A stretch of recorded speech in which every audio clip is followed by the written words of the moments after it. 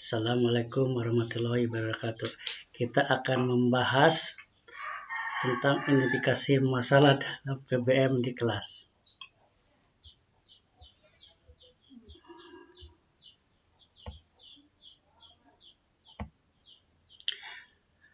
Tiga cara identifikasi masalah dalam PBM di kelas. Salah satu capaian proses belajar dalam mengajar PBM di kelas yaitu terciptanya kondisi yang aman, nyaman, dan kondisi sehingga materi yang diberikan guru kepada siswa dapat diserap dengan baik.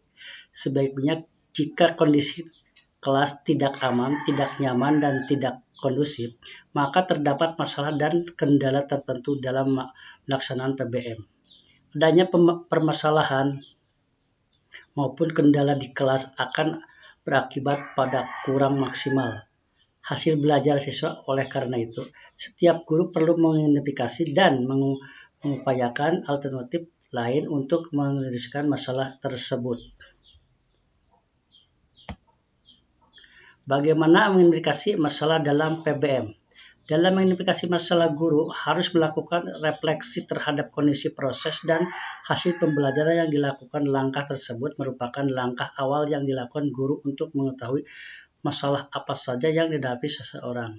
Ketika PBM di kelas, hal ini tentunya memberikan kesempatan dan peluang kepada guru untuk menjadi seorang peneliti dalam pembelajaran.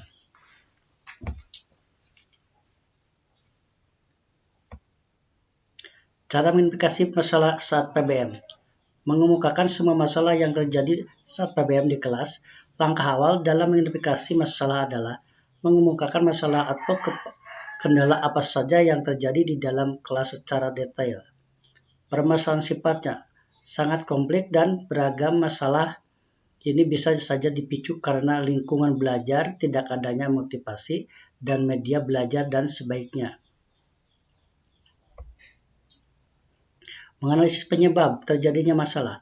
Untuk dapat pelaksanaan PBM di kelas dengan baik, tentunya para siswa menemukan bimbingan dan arahan dari guru. Namun pada prosesnya tentu dijumpai berbagai masalah atau kendala yang mengakibatkan PBM tersebut. Tidak maksimal adanya masalah ini tertentu disebabkan oleh faktor-faktor penyebab mengapa masalah itu bisa terjadi.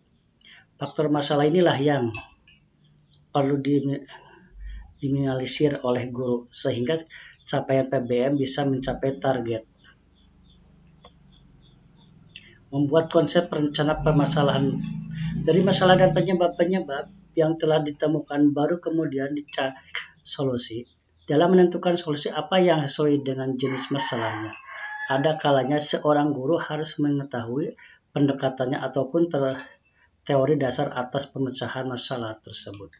Selain itu, temuan penelitian-penelitian terdahulu, guru juga bisa mengambil hasil dari temuan penelitian terhadap yang pernah dilakukan sebelumnya sebagai rujukan atas pemecahan masalah.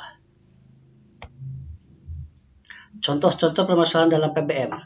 Siswa mengetahui tentang bagaimana mengidentifikasi masalah dalam PBM. Ada kata juga untuk memberikan relasi permasalahan yang sering digali oleh guru soal dalam PBM di kelas. Berikut contoh permasalahan yang timbul terbaik. Apakah siswa sudah mengenai yang telah tercapai? Apakah siswa tugas menguasai keterangan yang diharapkan adalah pencapaian? Apakah siswa sudah mengalami materi yang telah diberikan? Apakah siswa dapat mengerjakan saat soal atau tugas-tugas sekolah dengan baik? Apakah